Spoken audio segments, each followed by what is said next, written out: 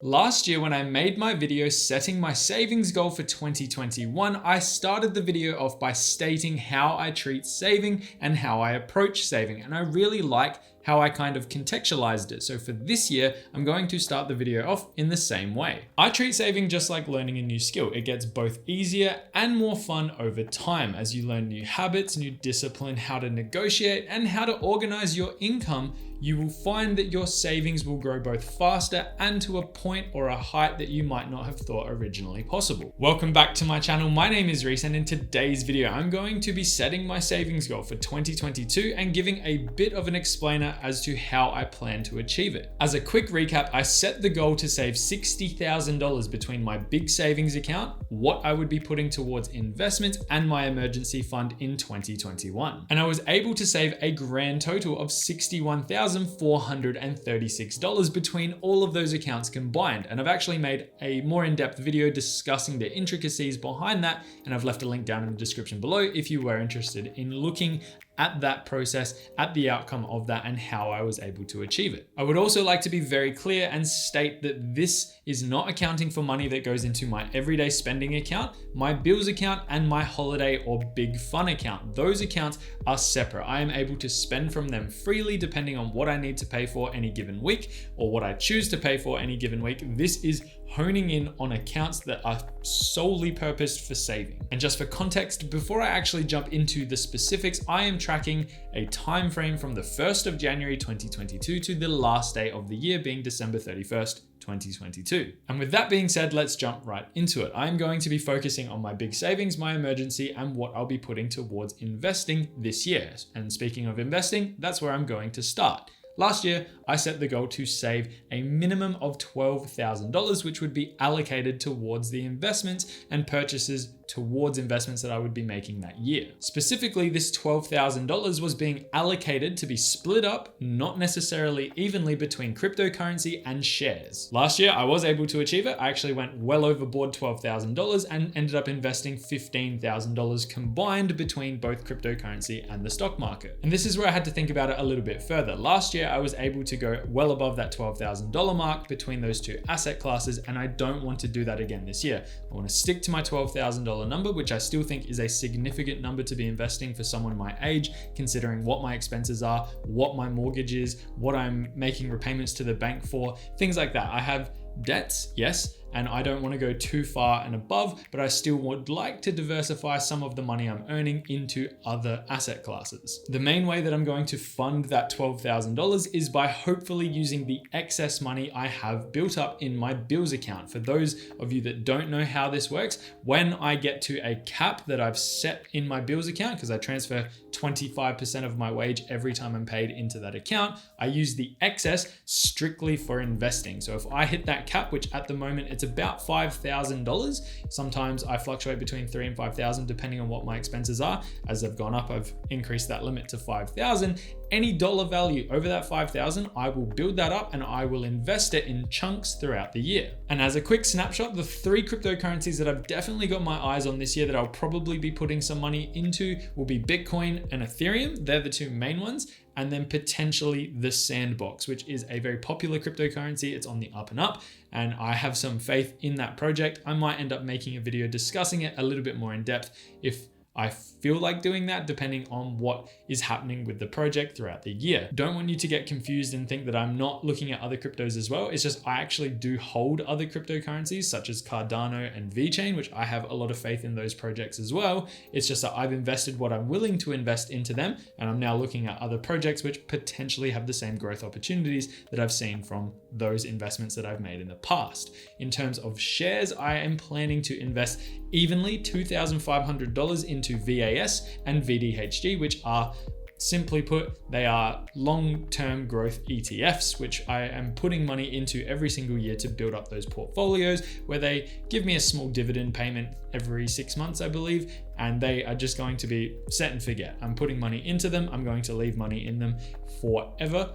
And I have no intention of ever selling that, really, unless I really desperately need to. I just want to be as consistent as possible to track how that goes over the course of, let's say, 30 years. Next up is my emergency fund, and I will be keeping my current plan in place for this as well. I'm currently transferring $50 a fortnight because I'm paid fortnightly, so $25 a week into this account, and I have no intention to increase that amount because I'm very comfortable with the number that's now in that account. It will save me on a rainy day, and it really is only ever intended to be used as an emergency fund. If something really goes wrong, I cannot pull funds from my other accounts, that is when I'm going to be using this account. So because that number is comfortable and I can repurpose the other dollar values that could be going into it into other accounts for other debts, for other purposes, I have no reason to increase that amount. Going into 2022, the account is currently sitting at $5,750, and I'm expecting to put a further $1,350 into the account by the end of the year. So come January 1st, 2023, I should have $7,050 sitting in that account for a rainy day. And finally, my big savings account.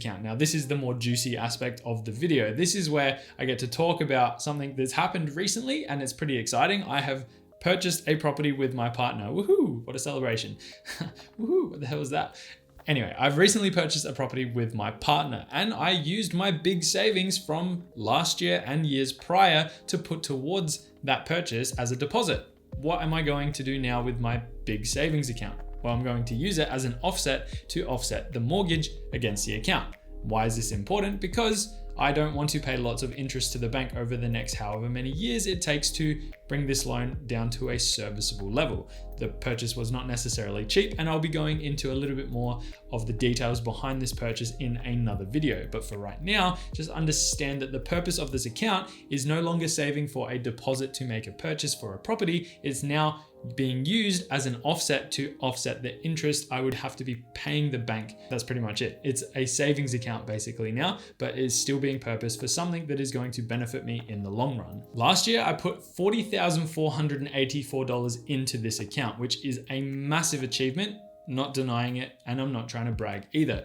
This was about $4,000 more than what I was expecting to put into this account, which was a great achievement, and it roughly equated to $780 a week being put into that account just for pure savings. So my benchmark for this year is going to be very similar, but I don't think it's going to increase all that much. I'm not even going to set a really ambitious goal because I think I'm already at that point. If my savings was $40,484 in that account last year, I'm just going to round it off at $41,000 total. Based on my projections, this should be possible, but I'm not 100% sure if I'm actually going to be able to do it because money is definitely going to have to be taken out of this account to go towards maintenance costs and repairs on the property. It's not a brand new house. It's got features about it, which again, I will talk about in another video, which I'm really happy with, but it is an older style home, which needs a bit of love. So this $41,000 I think is an ambitious number, even though it's very much the same as last year's goal. The way that I'm going to help achieve this is by trying to take advantage of other income sources. Now, for example,